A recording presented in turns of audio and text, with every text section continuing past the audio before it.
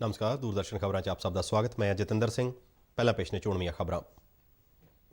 ਪ੍ਰਧਾਨ ਮੰਤਰੀ ਨਰਿੰਦਰ ਮੋਦੀ ਨੇ ਦੇਸ਼ ਦੇ 74ਵੇਂ ਆਜ਼ਾਦੀ ਦਿਵਸ ਦੇ ਰਾਸ਼ਟਰੀ ਪੱਧਰੀ ਸਮਾਗਮ ਦੌਰਾਨ ਲਾਲ ਕਿਲੇ ਦੀ ਫਸੀਲ ਤੋਂ ਰਾਸ਼ਟਰੀ ਝੰਡਾ ਲਹਿਰਾਇਆ। ਲਾਲ ਕਿਲੇ ਤੋਂ ਆਪਣੇ ਸੰਬੋਧਨ ਵਿੱਚ ਪ੍ਰਧਾਨ ਮੰਤਰੀ ਨੇ ਕਿਹਾ ਕਿ LOC ਤੋਂ LAC ਤੱਕ ਜਿਸ ਕਿਸੇ ਨੇ ਵੀ ਭਾਰਤ ਦੀ ਪ੍ਰਭੂ ਸੱਤਾ ਨੂੰ ਵੰਗਾਰਿਆ, ਸਾਡੇ ਹਥਿਆਰਬੰਦ ਬਲਾਂ ਨੇ ਉਹਨਾਂ ਨੂੰ ਉਹਨਾਂ ਦੀ ਹੀ ਭਾਸ਼ਾ ਵਿੱਚ ਜਵਾਬ ਦਿੱਤਾ। ਨਰਿੰਦਰ ਮੋਦੀ ਨੇ ਕਿਹਾ ਕਿ ਭਾਰਤ ਅੱਤਵਾਦ ਅਤੇ ਵਿਸਥਾਰਵਾਦ ਵਿਰੁੱਧ ਦ੍ਰਿੜਤਾ ਨਾਲ ਲੜਾਈ ਲੜ ਰਿਹਾ ਹੈ। ਨਰਿੰਦਰ ਮੋਦੀ ਨੇ ਕਿਹਾ ਕਿ ਭਾਰਤ ਵਿਸਥਾਰਤ ਗੁਆਂਢੀ ਮੁਲਕਾਂ ਨਾਲ ਆਪਣੇ ਸਬੰਧ ਗੂੜੇ ਕਰਨ ਦੀ ਪੂਰੀ ਕੋਸ਼ਿਸ਼ ਕਰ ਰਿਹਾ ਹੈ। ਨਰਿੰਦਰ ਮੋਦੀ ਨੇ ਕਿਹਾ ਕਿ ਅਸੀਂ ਤੇਜ਼ੀ ਨਾਲ ਆਤਮ ਨਿਰਭਰ ਭਾਰਤ ਦੇ ਸੰਕਲਪ ਨਾਲ ਅੱਗੇ ਵਧ ਰਹੇ ਹਾਂ ਅਤੇ 2022 ਵਿੱਚ ਆਜ਼ਾਦੀ ਦਿਵਸ ਨੂੰ ਮਹਾਪਰਵ ਦੇ ਰੂਪ ਵਿੱਚ ਮਨਾਇਆ ਜਾਵੇਗਾ। ਪ੍ਰਧਾਨ ਮੰਤਰੀ ਨੇ ਮੇਕ ਇਨ ਇੰਡੀਆ ਦੇ ਨਾਲ ਮੇਕ ਫਾਰ ਵਰਲਡ ਦਾ ਸੰਕਲਪ ਦੁਹਰਾਇਆ। 74ਵੇਂ ਸੁਤੰਤਰਤਾ ਦਿਵਸ ਸਮਾਗਮ ਮੌਕੇ ਪ੍ਰਧਾਨ ਮੰਤਰੀ ਨੇ ਕੌਮੀ ਡਿਜੀਟਲ ਸਿਹਤ ਮਿਸ਼ਨ ਦੀ ਸ਼ੁਰੂਆਤ ਦਾ ਐਲਾਨ ਕੀਤਾ। ਨਰਿੰਦਰ ਮੋਦੀ ਨੇ ਕਿਹਾ ਕਿ ਭਾਰਤ ਕੋਰੋਨਾ ਵਾਇਰਸ ਦੀਆਂ 3 ਵੈਕਸੀਨਾਂ ਦੇ ਤਜਰਬਿਆਂ ਵਿੱਚ ਵੱਖੋ-ਵੱਖ ਪੜਾਅ ਤੇ ਪਹੁੰਚ ਗਿਆ ਹੈ। ਪ੍ਰਧਾਨ ਮੰਤਰੀ ਨੇ ਐਲਾਨ ਕੀਤਾ ਕਿ ਕੇਂਦਰ ਸ਼ਾਸਿਤ ਪ੍ਰਦੇਸ਼ ਜੰਮੂ ਕਸ਼ਮੀਰ ਵਿੱਚ ਵਿਧਾਨ ਸਭਾ ਅਤੇ ਲੋਕ ਸਭਾ ਹਲਕਿਆਂ ਦੀ ਹੱਦਬੰਦੀ ਦਾ ਅਮਲ ਮੁਕੰਮਲ ਹੋਣ ਤੋਂ ਬਾਅਦ ਚੋਣਾਂ ਕਰਵਾਈਆਂ ਜਾਣਗੀਆਂ। ਰਾਸ਼ਟਰਪਤੀ ਰਾਮਨਾਥ ਕੋਵਿੰਦ ਨੇ ਕੌਮੀ ਜੰਗੀ ਯਾਦਗਾਰ ਤੇ ਦੇਸ਼ ਦੀ ਆਜ਼ਾਦੀ ਲਈ ਜਾਨਾਂ ਵਾਰਨ ਵਾਲੇ ਸ਼ਹੀਦਾਂ ਨੂੰ ਸ਼ਰਧਾ ਦੇ ਫੁੱਲ ਭੇਂਟ ਕੀਤੇ। ਪੰਜਾਬ ਦੇ ਮੁੱਖ ਮੰਤਰੀ ਕੈਪਟਨ ਅਮਰਿੰਦਰ ਸਿੰਘ ਨੇ ਮੋਹਾਲੀ ਵਿੱਚ ਕਰਵਾਏ ਗਏ ਸੂਬਾ ਪੱਧਰੀ ਸੁਤੰਤਰਤਾ ਦਿਵਸ ਸਮਾਗਮ ਦੌਰਾਨ ਕੌਮੀ ਝੰਡਾ ਲਹਿਰਾਇਆ ਅਤੇ ਪਰੇਡ ਤੋਂ ਸਲਾਮੀ ਲਈ। ਮੁੱਖ ਮੰਤਰੀ ਵੱਲੋਂ ਕਈ ਲੋਕ ਭਲਾਈ ਯੋਜਨਾਵਾਂ ਦਾ ਐਲਾਨ ਕੀਤਾ ਗਿਆ। ਪੰਜਾਬ ਦੇ ਰਾਜਪਾਲ ਅਤੇ ਕੇਂਦਰ ਸ਼ਾਸਿਤ ਪ੍ਰਦੇਸ਼ ਚੰਡੀਗੜ੍ਹ ਦੇ ਪ੍ਰਸ਼ਾਸਕ VP ਸਿੰਘ ਬਦਨੌਰ ਨੇ ਅੱਜ ਚੰਡੀਗੜ੍ਹ ਵਿੱਚ ਸੁਤੰਤਰਤਾ ਦਿਵਸ ਮੌਕੇ ਕੌਮੀ ਝੰਡਾ ਲਹਿਰਾਇਆ। ਤੇ ਹੁਣ ਖਬਰਾਂ ਵਿਸਥਾਰ ਨਾਲ। ਪ੍ਰਧਾਨ ਮੰਤਰੀ ਨਰਿੰਦਰ ਮੋਦੀ ਨੇ ਅੱਜ ਦੇਸ਼ ਦੇ 74ਵੇਂ ਆਜ਼ਾਦੀ ਦਿਵਸ ਮੌਕੇ ਦਿੱਲੀ ਦੇ ਲਾਲ ਕਿਲੇ ਦੀ ਫਸੀਲ ਤੋਂ ਕੌਮੀ ਝੰਡਾ ਲਹਿਰਾਇਆ। ਇਸ ਵਾਰ ਕੋਰੋਨਾ ਵਾਇਰਸ ਦੇ ਚੱਲਦਿਆਂ ਕਈ ਤਰ੍ਹਾਂ ਦੀਆਂ ਪਾਬੰਦੀਆਂ ਤਹਿਤ ਕੌਮੀ ਪੱਧਰ ਤੇ ਆਜ਼ਾਦੀ ਦਿਵਸ ਮਨਾਇਆ ਗਿਆ। ਇਸ ਮੌਕੇ ਦੇਸ਼ ਵਾਸੀਆਂ ਨੂੰ ਸੰਬੋਧਨ ਕਰਦਿਆਂ ਪ੍ਰਧਾਨ ਮੰਤਰੀ ਨੇ ਜਿੱਥੇ ਗੁਆਂਢੀ ਮੁਲਕ ਚੀਨ ਅਤੇ ਪਾਕਿਸਤਾਨ ਨੂੰ ਭਾਰਤ ਦੀ ਪ੍ਰਭੂ ਸੱਤਾ ਨੂੰ ਚੁਣੌਤੀ ਦੇਣ ਤੇ ਵੰਗਾਰਦਿਆਂ ਇੱਕ ਸਖਤ ਸੁਨੇਹਾ ਦਿੱਤਾ। ਇਸ ਦੇ ਨਾਲ ਹੀ ਉਹਨਾਂ ਦੇਸ਼ ਨੂੰ ਆਤਮ ਨਿਰਭਰ ਬਣਾਉਣ ਦੀ ਵਚਨਬੱਧਤਾ ਵੀ ਦੁਹਰਾਈ। ਲਾਲ ਕਿਲੇ ਤੋਂ ਆਪਣੇ ਲਗਾਤਾਰ 7ਵੇਂ ਰਾਸ਼ਟਰ ਨੂੰ ਸੰਬੋਧਨ ਵਿੱਚ ਪ੍ਰਧਾਨ ਮੰਤਰੀ ਨੇ ਕਿਹਾ ਕਿ LOC ਤੋਂ ਲੈ ਕੇ LAC ਤੱਕ ਜਿਸ ਕਿਸੇ ਨੇ ਵੀ ਭਾਰਤ ਦੀ ਪ੍ਰਭੂ ਸੱਤਾ ਨੂੰ ਵੰਗਾਰਿਆ, ਸਾਡੇ ਹਥਿਆਰਬੰਦ ਬਲਾਂ ਨੇ ਉਹਨਾਂ ਦੀ ਭਾਸ਼ਾ ਵਿੱਚ ਹੀ ਉਹਨਾਂ ਨੂੰ ਜਵਾਬ ਦਿੱਤਾ। ਪ੍ਰਧਾਨ ਮੰਤਰੀ ਨੇ ਕਿਹਾ ਕਿ ਦੁਨੀਆ ਨੇ ਲੱਦਾਖ ਵਿੱਚ ਵੇਖਿਆ ਕਿ ਸਾਡੇ ਬਹਾਦਰ ਸੈਨਿਕ ਅਤੇ ਦੇਸ਼ਵਾਸੀ ਆਪਣੀ ਪ੍ਰਭੂ ਸੱਤਾ ਦੀ ਰਾਖੀ ਲਈ ਕੀ ਕਰ ਸਕਦੇ ਨੇ। ਉਹਨਾਂ ਕਿਹਾ ਕਿ ਭਾਰਤ ਅੱਤਵਾਦ ਅਤੇ ਵਿਸਥਾਰਵਾਦ ਵਿਰੁੱਧ ਦ੍ਰਿੜਤਾ ਨਾਲ ਲੜਾਈ ਲੜ ਰਿਹਾ ਹੈ। ਪ੍ਰਧਾਨ ਮੰਤਰੀ ਨੇ ਕਿਹਾ ਕਿ ਅੱਜ ਲਾਲ ਕਿਲੇ ਤੋਂ ਉਹ ਉਹਨਾਂ ਸਾਰੇ ਬਹਾਦਰ ਸੈਨਿਕਾਂ ਨੂੰ ਸਲਾਮ ਕਰਦੇ ਨੇ ਜਿਨ੍ਹਾਂ ਆਪਣੀ ਮਾਤ ਭੂਮੀ ਲਈ ਆਪਣੀਆਂ ਜਾਨਾਂ ਦਾਅ ਤੇ ਲਾ ਦਿੱਤੀਆਂ। ਪ੍ਰਧਾਨ ਮੰਤਰੀ ਨੇ ਆਜ਼ਾਦੀ ਦੇ ਸੰਘਰਸ਼ ਵਿੱਚ ਆਪਣਾ ਯੋਗਦਾਨ ਪਾਉਣ ਵਾਲੇ ਸਾਰੇ ਹੀ ਸੁਤੰਤਰਤਾ ਸੈਨਾਨੀਆਂ ਨੂੰ ਨਿੱਘੀਆਂ ਸ਼ਰਧਾਂਜਲੀਆਂ ਦਿੱਤੀਆਂ। स्वतंत्र भारत में सांस ले रहे हैं, उसके पीछे मां भारती के लाखों बेटे बेटियों, उनका त्याग, उनका बलिदान और मां भारती को आजाद कराने के संकल्प के प्रति उनका समर्पण आज ऐसे सभी हमारे स्वातंत्र सेनानियों का, आजादी के वीरों का, नर बांकुरों का, वीर शहीदों का नमन करने का ये पर्व है। हमारे फौज के जाबाज जवान, हमारे अर्धसैनिक बल, हमारे पुलिस के जवान, सुरक्षा बल से जुड़े हुए हर कोई मां भारती के रक्षा में जुटे रहते हैं, सामान्य मानवी की सुरक्षा में जुटे रहते हैं। आज उन सबको भी हृदयपूर्वक, आदरपूर्वक स्मरण करने का, उनके महान त्याग तपस्या को नमन करने का पर्व है। ਵਿਦੇਸ਼ ਨੀਤੀ ਦੇ ਮੁੱਦੇ ਤੇ ਪ੍ਰਧਾਨ ਮੰਤਰੀ ਨੇ ਕਿਹਾ ਕਿ ਗੁਆਂਢੀ ਸਿਰਫ ਉਹ ਨਹੀਂ ਹੁੰਦੇ ਜਿਨ੍ਹਾਂ ਨਾਲ ਸਾਡੀਆਂ ਭੂਗੋਲਿਕ ਸਰਹੱਦਾਂ ਲੱਗਦੀਆਂ ਨੇ, ਸਗੋਂ ਉਹ ਵੀ ਗੁਆਂਢੀ ਹੁੰਦੇ ਨੇ ਜਿਨ੍ਹਾਂ ਨਾਲ ਸਾਡੇ ਦਿਲ ਮਿਲੇ ਹੁੰਦੇ ਨੇ। ਨਰਿੰਦਰ ਮੋਦੀ ਨੇ ਕਿਹਾ ਕਿ ਭਾਰਤ ਸਾਰੇ ਵਿਸਥਾਰਤ ਗੁਆਂਢੀ ਮੁਲਕਾਂ ਨਾਲ ਆਪਣੇ ਸਬੰਧ ਗੂੜੇ ਕਰਨ ਦੀ ਪੂਰੀ ਕੋਸ਼ਿਸ਼ ਕਰ ਰਿਹਾ ਹੈ।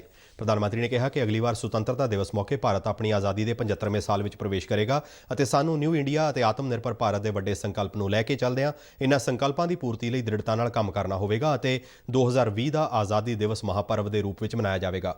ਪ੍ਰਧਾਨ ਮੰਤਰੀ ਨੇ ਜਿੱਥੇ ਪਿਛਲੇ 6 ਸਾਲਾਂ ਦੌਰਾਨ ਕੇਂਦਰ ਸਰਕਾਰ ਵੱਲੋਂ ਕੀਤੇ ਗਏ ਇਤਿਹਾਸਕ ਕੰਮਾਂ ਦਾ ਵੇਰਵਾ ਦਿੱਤਾ, ਉੱਥੇ ਭਾਰਤ ਦੇ ਸਮੁੱਚੇ ਵਿਕਾਸ ਅਤੇ ਦੇਸ਼ ਨੂੰ ਆਤਮ ਨਿਰਭਰ ਬਣਾਉਣ ਬਾਰੇ ਆਪਣੇ ਸੰਕਲਪ ਨੂੰ ਵੀ ਦੁਹਰਾਇਆ। ਉਨ੍ਹਾਂ ਕਿਹਾ ਕਿ ਅੱਜ ਕੋਰੋਨਾ ਮਹਾਮਾਰੀ ਦਰਮਿਆਨ 130 ਕਰੋੜ ਭਾਰਤ ਵਾਸੀਆਂ ਨੇ ਆਤਮ ਨਿਰਭਰ ਬਣਨ ਦਾ ਸੰਕਲਪ ਲਿਆ ਅਤੇ ਸਾਰਿਆਂ ਦੇ ਦਿਲੋਂ ਦਿਮਾਗ ਵਿੱਚ ਇਹ ਛਾਇਆ ਹੋਇਆ ਹੈ ਅਤੇ ਉਹਨਾਂ ਨੂੰ ਪੂਰਾ ਵਿਸ਼ਵਾਸ ਹੈ ਕਿ ਅਸੀਂ ਆਤਮ ਨਿਰਭਰ ਭਾਰਤ ਬਣਾਉਣ ਵਿੱਚ ਨਿਸ਼ਚਿਤ ਹੀ ਕਾਮਯਾਬ ਹੋਵਾਂਗੇ। ਉਨ੍ਹਾਂ ਕਿਹਾ ਕਿ ਆਤਮ ਨਿਰਭਰ ਬਣਨ ਦੇ ਰਸਤੇ ਵਿੱਚ ਬਹੁਤ ਚੁਣੌਤੀਆਂ ਨੇ, ਪਰ ਸਾਡੇ ਕੋਲ ਤਾਕਤ ਵੀ ਹੈ ਅਤੇ ਇਤਿਹਾਸ ਗਵਾਹ ਹੈ ਕਿ ਭਾਰਤ ਜੋ ਤੱਕ ਲੈਂਦਾ ਹੈ ਉਹ ਕਰਕੇ ਹੀ ਦਮ ਲੈਂਦਾ ਹੈ। ਉਨ੍ਹਾਂ ਕਿਹਾ ਕਿ ਜੇ ਭਾਰਤ ਆਤਮ ਨਿਰਭਰ ਹੋਵੇਗਾ ਤਾਂ ਹੀ ਉਹ ਦੁਨੀਆ ਦੇ ਕਲਿਆਣ ਵਾਲੇ ਪਾਸੇ ਕਦਮ ਉਠਾ ਸਕੇਗਾ। ਪਰ ਪ੍ਰਧਾਨ ਮੰਤਰੀ ਨੇ ਕਿਹਾ ਕਿ ਸਾਨੂੰ ਮੇਕ ਇਨ ਇੰਡੀਆ ਦੇ ਨਾਲ-ਨਾਲ ਮੇਕ ਫਾਰ ਵਰਲਡ ਦਾ ਸੰਕਲਪ ਲੈ ਕੇ ਚੱਲਣਾ ਹੋਵੇਗਾ। ਪ੍ਰਧਾਨ ਮੰਤਰੀ ਨੇ ਅੱਜ ਕੌਮੀ ਡਿਜੀਟਲ ਸਿਹਤ ਮਿਸ਼ਨ ਦੀ ਸ਼ੁਰੂਆਤ ਦਾ ਵੀ ਐਲਾਨ ਕੀਤਾ। ਉਨ੍ਹਾਂ ਕਿਹਾ ਕਿ ਦੇਸ਼ ਦੇ ਨਾਗਰਿਕਾਂ ਨੂੰ ਸਿਹਤ ਕਾਰਡ ਜਾਰੀ ਕੀਤਾ ਜਾਵੇਗਾ, ਜਿਸ ਵਿੱਚ ਨਾਗਰਿਕ ਦੀ ਸਿਹਤ ਸੰਬੰਧੀ ਸਾਰੀ ਡਾਕਟਰੀ ਜਾਣਕਾਰੀ ਹੋਵੇਗੀ। ਪ੍ਰਧਾਨ ਮੰਤਰੀ ਨੇ ਦੱਸਿਆ ਕਿ ਹਰ ਨਾਗਰਿਕ ਨੂੰ ਸਿਹਤ ਆਈਡੀ ਦਿੱਤੀ ਜਾਵੇਗੀ। ਉਨ੍ਹਾਂ ਕਿਹਾ ਕਿ ਕੌਮੀ ਡਿਜੀਟਲ ਸਿਹਤ ਮਿਸ਼ਨ ਦੇ ਲਾਗੂ ਹੋਣ ਨਾਲ ਭਾਰਤ ਵਿੱਚ ਸਿਹਤ ਸੰਭਾਲ ਖੇਤਰ ਵਿੱਚ ਕ੍ਰਾਂਤੀ ਆਵੇਗੀ। आज से नेशनल डिजिटल हेल्थ मिशन उसका भी आरंभ किया जा रहा है। भारत के हेल्थ सेक्टर में ये एक नई क्रांति ले आएगा। इलाज में आने वाली परेशानियां कम करने के लिए टेक्नोलॉजी का बहुत सुविचारित रूप से उपयोग होगा। प्रत्येक भारतीय को हेल्थ आईडी दी जाएगी। ये हेल्थ आईडी प्रत्येक भारतीय के स्वास्थ्य खाते की तरह काम करेगी। आपके हर टेस्ट, हर बीमारी, आपको किस डॉक्टर के पास कौन सी दवा ली थी, उनका क्या डायग्नोसिस था, कब दी थी, आपकी रिपोर्ट क्या थी, ये सारी जानकारी इस एक हेल्थ आईडी में आपको समाहित की जाएगी। डॉक्टर ਪ੍ਰਧਾਨ ਮੰਤਰੀ ਨੇ ਕਿਹਾ ਕਿ ਇਸ ਵਾਰ ਦਾ ਸੁਤੰਤਰਤਾ ਦਿਵਸ ਸਮਾਗਮ ਕੋਰੋਨਾ ਦੇ ਦੌਰ ਵਿੱਚ ਹੋ ਰਿਹਾ ਹੈ। ਉਨ੍ਹਾਂ ਕਿਹਾ ਕਿ ਕੇਂਦਰ ਅਤੇ ਸੂਬਾ ਸਰਕਾਰਾਂ ਦੇ ਸਹਿਯੋਗ ਨਾਲ ਅਸੀਂ ਕੋਰੋਨਾ ਵਿਰੁੱਧ ਲੜਾਈ ਵਿੱਚ ਸਫਲਤਾ ਹਾਸਲ ਕੀਤੀ ਹੈ। ਉਨ੍ਹਾਂ ਕਿਹਾ ਕਿ ਕੋਰੋਨਾ ਯੋਧਿਆਂ ਨੇ ਲੰਬੇ ਸਮੇਂ ਤੋਂ ਪੂਰੇ ਸਮਰਪਣ ਦੀ ਭਾਵਨਾ ਨਾਲ ਦੇਸ਼ ਦੀ ਸੇਵਾ ਕੀਤੀ ਅਤੇ ਉਹ ਇਹਨਾਂ ਸਾਰੇ ਯੋਧਿਆਂ ਨੂੰ ਸਲਾਮ ਕਰਦੇ ਨੇ। ਪ੍ਰਧਾਨ ਮੰਤਰੀ ਨੇ ਕਿਹਾ ਕਿ ਸੰਕਲਪ ਸ਼ਕਤੀ ਸਾਨੂੰ ਕੋਰੋਨਾ ਤੇ ਜਿੱਤ ਹਾਸਲ ਕਰਨ ਵਿੱਚ ਜ਼ਰੂਰ ਕਾਮਯਾਬ ਬਣਾਏਗੀ। ਇਸ ਗੱਲ ਦਾ ਉਹਨਾਂ ਨੂੰ ਪੂਰਾ ਵਿਸ਼ਵਾਸ ਹੈ। ਨਰਿੰਦਰ ਮੋਦੀ ਨੇ ਦੱਸਿਆ ਕਿ ਦੁਨੀਆ ਦੇ ਬਾਕੀ ਮੁਲਕਾਂ ਵਾਂਗ ਭਾਰਤ ਵੀ ਕੋਰੋਨਾ ਵਾਇਰਸ ਦੀ ਵੈਕਸੀਨ ਇਜਾਦ ਕਰਨ ਵਿੱਚ ਲੱਗਿਆ ਹੋਇਆ ਹੈ। ਉਨ੍ਹਾਂ ਕਿਹਾ ਕਿ 3 ਵੱਖ-ਵੱਖ ਵੈਕਸੀਨਾਂ ਦੀ ਤਿਆਰੀ ਵੱਖ-ਵੱਖ ਪੜਾਵਾਂ ਤੇ ਹੈ ਅਤੇ ਵੈਕਸੀਨ ਬਣਨ ਤੋਂ ਪਹਿਲਾਂ ਹੀ ਅਸੀਂ ਇਸ ਨੂੰ ਹਰ ਹਿੱਸੇ ਵਿੱਚ ਦੇਸ਼ ਦੇ ਨਾਗਰਿਕਾਂ ਤੱਕ ਪਹੁੰਚਾਉਣ ਦੀ ਤਿਆਰੀ ਪੂਰੀ ਕਰ ਲਈ ਹੈ। मेरे प्यारे देशवासियों, जब भी अब कोरोना की बात आती है तो एक बात स्वाभाविक है, हर किसी के मन में सवाल है, कोरोना की वैक्सीन कब तैयार होगी। ये सवाल हर एक के मन में है, पूरी दुनिया में है।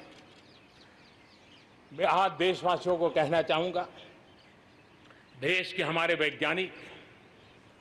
वैज्ञानिकों की प्रतिभा एक ऋषि मुनि की तरह लेबोरेटरी में जी जान से जुटे हुए अखंड एक निष्ठ तपस्या कर रहे हैं, बड़ी कड़ी मेहनत कर रहे हैं और भारत में एक नहीं, 2 नहीं, 3 वैक्सीन उसके टेस्टिंग के अलग अलग चरण में है। ਪ੍ਰਧਾਨ ਮੰਤਰੀ ਨੇ ਕਿਹਾ ਕਿ ਜੰਮੂ ਕਸ਼ਮੀਰ 'ਚੋਂ ਧਾਰਾ 370 ਨੂੰ ਖਤਮ ਕੀਤਿਆਂ 1 ਸਾਲ ਬੀਤ ਚੁੱਕਾ ਹੈ।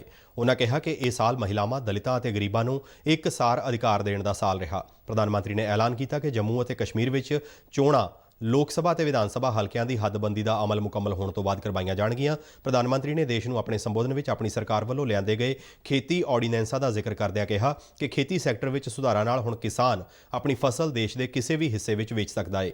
ਨਰਿੰਦਰ ਮੋਦੀ ਨੇ ਕਿਹਾ ਕਿ ਦੇਸ਼ ਨੂੰ ਆਜ਼ਾਦ ਹੋਇਆਂ 70 ਸਾਲ ਬੀਤ ਜਾਣ ਤੱਕ ਵੀ ਕਿਸਾਨਾਂ ਨੂੰ ਸਥਾਨਕ ਮੰਡੀਆਂ ਤੋਂ ਬਾਹਰ ਆਪਣੀ ਫਸਲ ਵੇਚਣ ਦੀ ਆਜ਼ਾਦੀ ਨਹੀਂ ਸੀ, ਪਰ ਹੁਣ ਸਰਕਾਰ ਵੱਲੋਂ ਕਾਨੂੰਨ ਲਿਆ ਕੇ ਪਾਬੰਦੀਆਂ ਹਟਾਏ ਜਾਣ ਨਾਲ ਕਿਸਾਨ ਆਪਣੀ ਮਰਜ਼ੀ ਦੇ ਖਰੀਦਾਰ ਨੂੰ ਮਨ ਮਾਫਕ ਕੀਮਤ ਤੇ ਆਪਣੀ ਫਸਲ ਵੇਚ ਸਕੇਗਾ।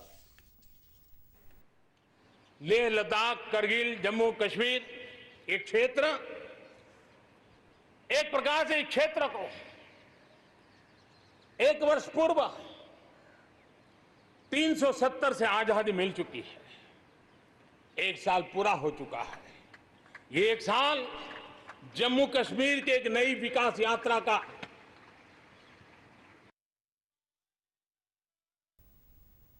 ਲਾਲ ਕਿਲੇ ਤੋਂ ਕੌਮੀ ਝੰਡਾ ਲਹਿਰਾਉਣ ਤੋਂ ਪਹਿਲਾਂ ਪ੍ਰਧਾਨ ਮੰਤਰੀ ਨਰਿੰਦਰ ਮੋਦੀ ਨੇ ਰਾਜਘਾਟ ਜਾ ਕੇ ਮਹਾਤਮਾ ਗਾਂਧੀ ਦੀ ਸਮਾਧ ਤੇ ਸ਼ਰਧਾ ਦੇ ਫੁੱਲ ਭੇਂਟ ਕੀਤੇ। ਇਸ ਸਮੇਂ ਉਹਨਾਂ ਦੇ ਨਾਲ ਰੱਖਿਆ ਮੰਤਰੀ ਰਾਜਨਾਥ ਸਿੰਘ ਵੀ ਮੌਜੂਦ ਸਨ।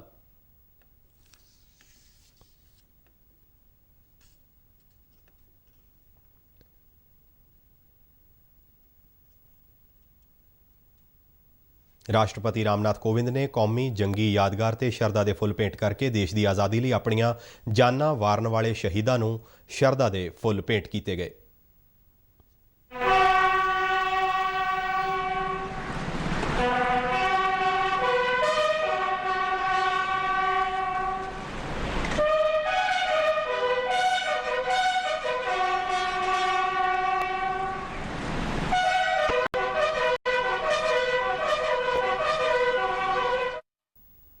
ਸਮਾਜਿਕ ਦੂਰੀ ਅਤੇ ਕੋਰੋਨਾ ਸੰਬੰਧਿਤ ਹੋਰਨਾਂ ਹਦਾਇਤਾਂ ਤੇ ਅਮਲ ਕਰਦਿਆਂ ਕਰਵਾਏ ਗਏ ਇਸ ਸਮਾਗਮ ਵਿੱਚ ਰੱਖਿਆ ਮੰਤਰੀ ਰਾਜਨਾਥ ਸਿੰਘ ਅਤੇ ਫੌਜ ਦੇ 3 ਸੀਨੀਅਰ ਅਧਿਕਾਰੀ ਉਹਨਾਂ ਦੇ ਨਾਲ ਹਾਜ਼ਰ ਸਨ। ਪੰਜਾਬ ਦੇ ਮੁੱਖ ਮੰਤਰੀ ਕੈਪਟਨ ਅਮਰਿੰਦਰ ਸਿੰਘ ਨੇ ਕਿਹਾ ਹੈ ਕਿ ਜਦੋਂ ਤੱਕ ਪੰਜਾਬ ਦਾ ਅਰਥਚਾਰਾ ਮੁੜ ਤੋਂ ਲੀਹ ਤੇ ਨਹੀਂ ਆ ਜਾਂਦਾ ਉਹ ਉਦੋਂ ਤੱਕ ਆਰਾਮ ਨਾਲ ਨਹੀਂ ਬੈਠਣਗੇ।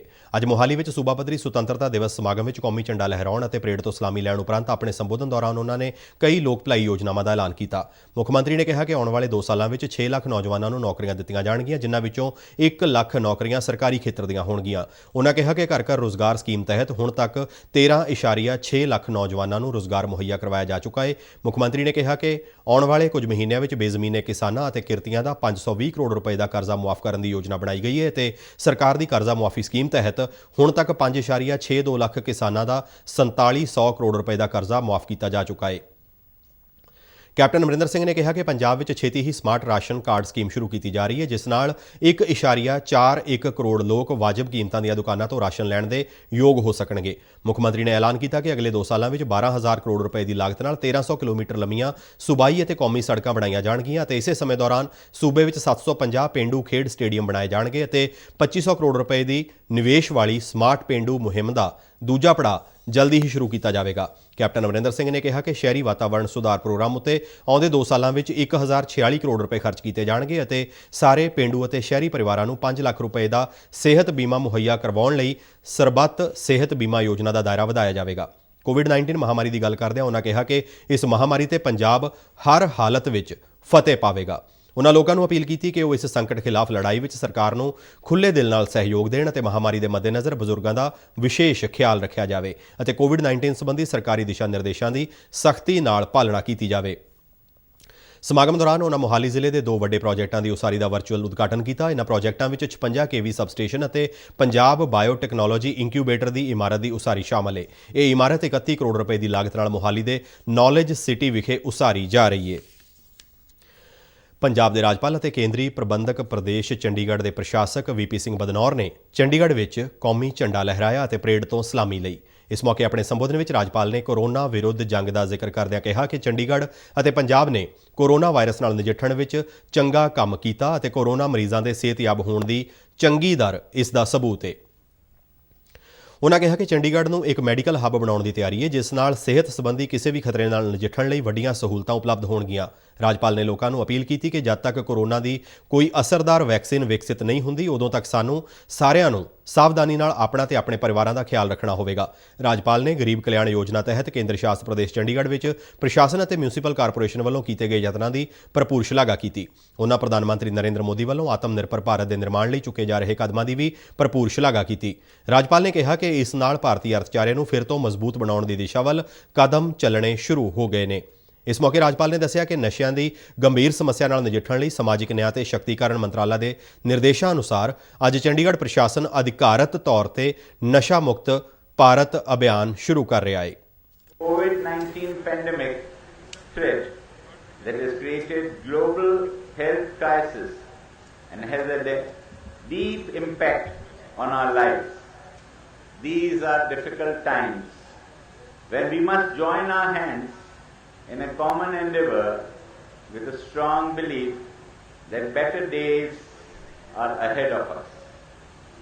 Nations ਪੰਜਾਬ ਦੇ ਸਹਿਕਾਰਤਾ ਮੰਤਰੀ ਸੁਖਜਿੰਦਰ ਸਿੰਘ ਰੰਧਾਵਾ ਨੇ ਜਲੰਧਰ ਵਿੱਚ ਕੌਮੀ ਝੰਡਾ ਲਹਿਰਾਇਆ ਅਤੇ ਪੁਲਿਸ ਦੀ ਇੱਕ ਟੁਕੜੀ ਤੋਂ ਸਲਾਮੀ ਲਈ। ਇਸ ਮੌਕੇ ਉਹਨਾਂ ਕਿਹਾ ਕਿ ਸਾਡੀਆਂ ਸਾਰਿਆਂ ਦੀ ਇਹ ਨੈਤਿਕ ਜ਼ਿੰਮੇਵਾਰੀ ਹੈ ਕਿ ਅਸੀਂ ਆਪਣੇ ਮਹਾਨ ਆਜ਼ਾਦੀ ਘੁਲਾਟੀਆਂ ਦੇ ਸੁਪਨਿਆਂ ਨੂੰ ਪੂਰਾ ਕਰਨ ਲਈ ਸਮਰਪਣ ਭਾਵਨਾ ਨਾਲ ਯਤਨ ਕਰੀਏ। ਰੰਧਾਵਾ ਨੇ ਕਿਹਾ ਕਿ ਕੋਵਿਡ-19 ਮਹਾਮਾਰੀ ਤੇ ਕਾਬੂ ਪਾਉਣ ਲਈ ਸਾਰਿਆਂ ਨੂੰ ਸਰਕਾਰ ਵੱਲੋਂ ਜਾਰੀ ਕੀਤੇ ਗਏ ਦਿਸ਼ਾ ਨਿਰਦੇਸ਼ਾਂ ਦੀ ਪਾਲਣਾ ਕਰਨੀ ਚਾਹੀਦੀ ਹੈ। ਉਹਨਾਂ ਦੱਸਿਆ ਕਿ ਸਰਕਾਰ ਨੇ ਕੋਵਿਡ-19 ਦੇ ਮਰੀਜ਼ਾਂ ਦੇ ਇਲਾਜ ਲਈ ਪਟਿਆਲਾ, ਅੰਮ੍ਰਿਤਸਰ ਅਤੇ ਫਰੀਦਕੋਟ ਦੇ ਸਰਕਾਰੀ ਕਾਲਜਾਂ ਵਿੱਚ ਪਲਾਜ਼ਮਾ ਬੈਂਕ ਬਣਾਏ ਨੇ। ਉਹਨਾਂ ਇਸ ਮਹਾਮਾਰੀ ਤੋਂ ਤੰਦਰੁਸਤ ਹੋਏ ਲੋਕਾਂ ਨੂੰ ਪਲਾਜ਼ਮਾ ਦਾਨ ਕਰਨ ਦੀ ਅਪੀਲ ਕੀਤੀ ਤਾਂ ਜੋ ਦੂਜੇ ਗੰਭੀਰ ਮਰੀਜ਼ ਵੀ ਜਲਦੀ ਠੀਕ ਹੋ ਸਕਣ। ਰੰਧਾਵਾ ਨੇ ਕਿਹਾ ਕਿ ਸੂਬਾ ਸਰਕਾਰ ਨੇ ਵਿਦਿਆਰਥੀਆਂ ਨੂੰ ਸਮਾਰਟਫੋਨ ਵੰਡ ਕੇ ਕੋਵਿਡ-19 ਮਹਾਮਾਰੀ ਦੌਰਾਨ ਸਿੱਖਿਆ ਨੂੰ ਡਿਜੀਟਲ ਤੌਰ ਤੇ ਮਜ਼ਬੂਤ ਕਰਨ ਦਾ ਉਪਰਾਲਾ ਕੀਤਾ ਹੈ। ਇਸ ਮੌਕੇ ਡਿਪਟੀ ਕਮਿਸ਼ਨਰ ਘਣਸ਼ਿਆਮ ਥੋਰੀ ਅਤੇ ਪੁਲਿਸ ਕਮਿਸ਼ਨਰ ਗੁਰਪ੍ਰੀਤ ਸਿੰਘ ਭੁੱਲਰ ਵੀ ਮੌਜੂਦ ਸਨ। ਦੇਸ਼ਾਂ ਨੇ ਆਪਣੇ ਸ਼ਹੀਦਾਂ ਨੂੰ ਭੁਲਾ ਦਿੱਤਾ, ਉਹ ਕਦੀ ਤਰੱਕੀਆਂ ਨਹੀਂ ਕਰਦੀਆਂ। ਉਹਨਾਂ ਨੇ ਸਾਡੇ ਲਈ ਜੋ ਸੁਪਨੇ, ਜੋ ਉਹਨਾਂ ਨੇ ਆਜ਼ਾਦੀ ਤੋਂ ਬਾਅਦ ਉਹਨਾਂ ਸੋਚਿਆ ਸੀ ਅਸੀਂ ਇਹੋ ਜਿਹਾ ਹਿੰਦੁਸਤਾਨ ਬਣਾਵਾਂਗੇ, ਸਾਨੂੰ ਤਿਰੰਗੇ ਦੇ ਥੱਲੇ ਖੜੇ ਹੋ ਕੇ ਇਹ ਸੋਚਣਾ ਪਏਗਾ ਕਿ ਅਸੀਂ ਉਹਨਾਂ ਦੇ ਪੂਰਨਿਆਂ ਤੇ ਉਹਨਾਂ ਦੇ ਜਿਹੜਾ ਉਹਨਾਂ ਸੋਚਿਆ ਸੀ ਉਹਦੇ ਤੇ ਖੜੇ ਉਤਰ ਰਹੇ ਹਾਂ। ਦੇਸ਼ ਦੇ 74ਵੇਂ ਆਜ਼ਾਦੀ ਦਿਹਾੜੇ ਮੌਕੇ ਬਠਿੰਡਾ ਦੇ ਸਰਕਾਰੀ ਰਜਿੰਦਰਾ ਕਾਲਜ ਵਿੱਚ ਕਰਵਾਏ ਗਏ ਸਮਾਗਮ ਦੌਰਾਨ ਖਜ਼ਾਨਾ ਮੰਤਰੀ ਮਨਪ੍ਰੀਤ ਸਿੰਘ ਬਾਦਲ ਨੇ ਕੌਮੀ ਝੰਡਾ ਲਹਿਰਾਇਆ। ਇਸ ਮੌਕੇ ਬੋਲਦਿਆਂ ਉਹਨਾਂ ਕਿਹਾ ਕਿ ਸਾਨੂੰ ਇਹ ਆਜ਼ਾਦੀ ਕਈ ਕੁਰਬਾਨੀਆਂ ਦੇਣ ਮਗਰੋਂ ਮਿਲੀ ਏ। ਉਹਨਾਂ ਸਭਨਾਂ ਨੂੰ ਦੇਸ਼ ਦੀ ਤਰੱਕੀ ਵਿੱਚ ਆਪਣਾ ਯੋਗਦਾਨ ਦੇਣ ਲਈ ਕਿਹਾ। ਖਜ਼ਾਨਾ ਮੰਤਰੀ ਨੇ ਕਿਹਾ ਕਿ ਸਾਰੇ ਦੇਸ਼ ਵਾਸੀਆਂ ਨੂੰ ਇਹ ਸਹੁੰ ਚੁੱਕਣੀ ਚਾਹੀਦੀ ਹੈ ਕਿ ਅਸੀਂ ਰਲ ਮਿਲ ਕੇ ਦੇਸ਼ ਵਿੱਚੋਂ ਰਿਸ਼ਵਤਖੋਰੀ, ਗਰੀਬੀ, ਅਨਪੜ੍ਹਤਾ, ਬੇਰੁਜ਼ਗਾਰੀ, ਨਸ਼ਾਖੋਰੀ ਅਤੇ ਦੇਸ਼ ਵਿਰੋਧੀ ਕਾਰਵਾਈਆਂ ਨੂੰ ਖਤਮ ਕਰਾਂਗੇ। ਮਨਪ੍ਰੀਤ ਬਾਦਲ ਨੇ ਕਿਹਾ ਕਿ ਪੰਜਾਬ ਸਰਕਾਰ ਵੱਲੋਂ ਬਠਿੰਡਾ, ਰਾਜਪੁਰਾ ਅਤੇ ਮੱਤੇਵਾੜਾ ਵਿੱਚ ਛੇਤੀ ਹੀ ਇੰਡਸਟਰੀਅਲ ਪਾਰਕ ਉਸਾਰੇ ਜਾਣਗੇ। ਇਹਦੀ ਕੋਈ ਕੀਮਤ ਨਹੀਂ ਲਗਾਈ ਜਾ ਸਕਦੀ, ਪਰ ਇਹਦੀ ਕੀਮਤ ਤਾਂ ਵੀ ਦੱਸ ਸਕਦੇ ਆ ਜਿਨ੍ਹਾਂ ਨੇ ਇਸ ਮੁਲਕ ਨੂੰ ਆਜ਼ਾਦ ਕਰਾਉਣ ਲਈ ਆਪਣੇ ਤਨ, ਮਨ ਤੇ ਧਨ ਦੀ ਬਾਜ਼ੀ ਲਾ ਦਿੱਤੀ। ਪਰ ਜਿਵੇਂ ਕਿਸੇ ਕਵੀ ਨੇ ਲਿਖਿਆ ਕਿ ਸਦੀਆਂ ਤੱਕ ਇਹ ਵਤਨ तुम्हें याद करेंगे, खाके वतन जो तुझ पे कुर्बान हुए। ਮੈਡੀਕਲ ਸਿੱਖਿਆ ਤੇ ਖੋਜ ਮੰਤਰੀ ਓਮ ਪ੍ਰਕਾਸ਼ ਸੋਨੀ ਨੇ ਅੰਮ੍ਰਿਤਸਰ ਵਿੱਚ ਤਿਰੰਗਾ ਲਹਿਰਾਇਆ ਅਤੇ ਪੁਲਿਸ ਦੀ ਟੁਕੜੀ ਤੋਂ ਸਲਾਮੀ ਲਈ। ਇਸ ਮੌਕੇ ਆਪਣੇ ਸੰਬੋਧਨ ਵਿੱਚ ਉਹਨਾਂ ਐਲਾਨ ਕੀਤਾ ਕਿ ਸੂਬੇ ਦੇ ਮੋਹਾਲੀ, ਕਪੂਰਥਲਾ ਅਤੇ ਹੁਸ਼ਿਆਰਪੁਰ ਵਿੱਚ 1200 ਕਰੋੜ ਰੁਪਏ ਦੀ ਲਾਗਤ ਨਾਲ 3 ਮੈਡੀਕਲ ਕਾਲਜ ਅਤੇ ਅੰਮ੍ਰਿਤਸਰ ਵਿੱਚ 120 ਕਰੋੜ ਰੁਪਏ ਦੀ ਲਾਗਤ ਨਾਲ ਸਟੇਟ ਕੈਂਸਰ ਇੰਸਟੀਚਿਊਟ ਸਥਾਪਿਤ ਕੀਤਾ ਜਾਵੇਗਾ। ਉਹਨਾਂ ਦੱਸਿਆ ਕਿ ਪੰਜਾਬ ਵਿੱਚ ਹੁਣ ਰੋਜ਼ਾਨਾ 22,000 ਕੋਵਿਡ ਟੈਸਟ ਕੀਤੇ ਜਾ ਰਹੇ ਨੇ, ਜਿਸ ਨਾਲ ਕੋਰੋਨਾ ਮਹਾਮਾਰੀ ਨੂੰ ਫੈਲਣ ਤੋਂ ਰੋਕਣ ਵਿੱਚ ਮਦਦ ਮਿਲੇਗੀ ਅਤੇ ਮਰੀਜ਼ਾਂ ਦਾ ਸਮੇਂ ਸਿਰ ਇਲਾਜ ਹੋ ਸਕੇਗਾ। ਆਵਾਮ ਦਾ ਜੀਵਨ ਪੱਧਰ ਉੱਚਾ ਚੁੱਕਣ ਲਈ ਹਾਲੇ ਵੀ ਬਹੁਤ ਕੁਝ ਕਰਨ ਦੀ ਲੋੜ ਹੈ। ਪੰਜਾਬ ਸਰਕਾਰ ਵੱਲੋਂ ਪਿਛਲੇ 3 ਸਾਲਾਂ ਵਿੱਚ ਰਾਜ ਦੇ ਲੋਕਾਂ ਦੇ ਜੀਵਨ ਮਿਆਰ ਨੂੰ ਉੱਚਾ ਚੁੱਕਣ ਲਈ ਸਿਰਤੋੜ ਯਤਨ ਕੀਤੇ ਜਾ ਰਹੇ ਹਨ।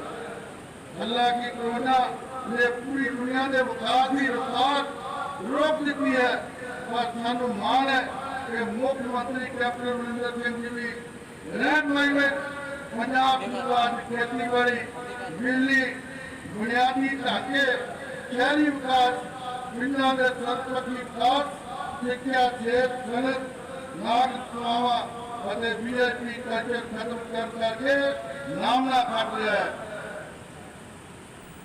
ਬੁਲੇਟਿਨ ਦੇ ਅਖੀਰ ਵਿੱਚ ਚੋਣਵੀਆਂ ਖਬਰਾਂ ਇੱਕ ਵਾਰ ਫਿਰ ਤੋਂ।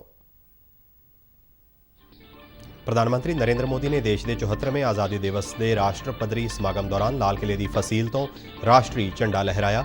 ਲਾਲ ਕਿਲ੍ਹੇ ਤੋਂ ਆਪਣੇ ਸੰਬੋਧਨ ਵਿੱਚ ਪ੍ਰਧਾਨ ਮੰਤਰੀ ਨੇ ਕਿਹਾ ਕਿ LOC ਤੋਂ LAC ਤੱਕ ਜਿਸ ਕਿਸੇ ਨੇ ਵੀ ਭਾਰਤ ਦੀ ਪ੍ਰਭੂਸੱਤਾ ਨੂੰ ਵੰਗਾਰਿਆ, ਸਾਡੇ ਹਥਿਆਰਬੰਦ ਬਲਾਂ ਨੇ ਉਹਨਾਂ ਨੂੰ ਉਹਨਾਂ ਦੀ ਹੀ ਭਾਸ਼ਾ ਵਿੱਚ ਜਵਾਬ ਦਿੱਤਾ। ਨਰਿੰਦਰ ਮੋਦੀ ਨੇ ਕਿਹਾ ਕਿ ਭਾਰਤ ਅੱਤਵਾਦ ਅਤੇ ਵਿਸਥਾਰਵਾਦ ਵਿਰੁੱਧ ਦ੍ਰਿੜਤਾ ਨਾਲ ਲੜਾਈ ਲੜ ਰਿਹਾ ਹੈ।